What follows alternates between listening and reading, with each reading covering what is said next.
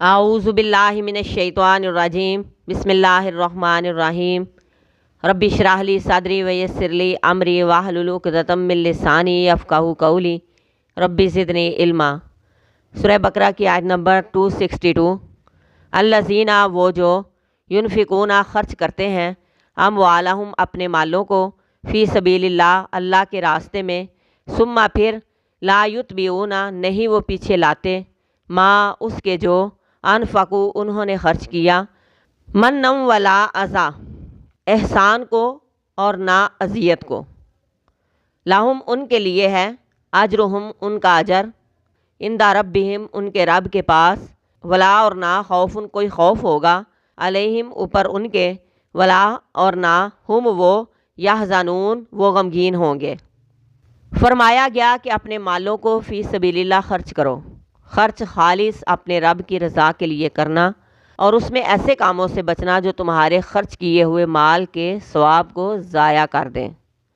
وہ کام کون سے ہیں؟ جو تمہارے اجر کو ضائع کر دیں۔ مال خرچ کرنے کے بعد جس کو مال دیا گیا اس کو احسان نہیں جتانا، اور نہ ہی اسے اذیت دینی ہے، نہ ہی دکھ دینا ہے۔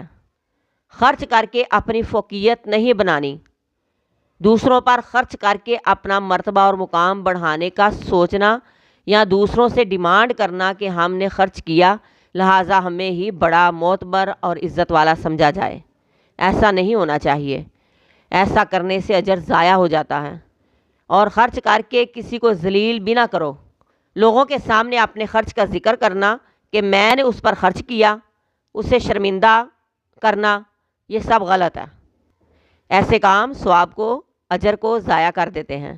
یعنی خرچ کر کے کسی کو لوگوں کے سامنے شرمندہ نہ کرو۔ اگر اللہ کی راہ میں دیا تو بندوں پر اس کا احسان کیسا؟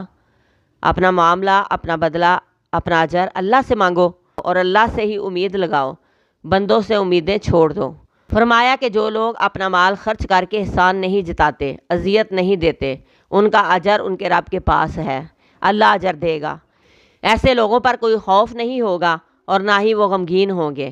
دنیا میں بھی اپنا مال اللہ کے سپرد کر کے خوف سے آزاد، اور آخرت میں بھی جب ہر طرف خوف کا عالم ہوگا تو ایسے لوگ جنہوں نے دائیں ہاتھ سے دیا بائیں کو بھی نہ خبر ہونے دی، اتنا چھپا کے دیا، تو ایسے لوگ اللہ کے عرش کے سائے کے نیچے ہوں گے، بے خوف ہوں گے، تمام غموں سے آزاد ہوں گے۔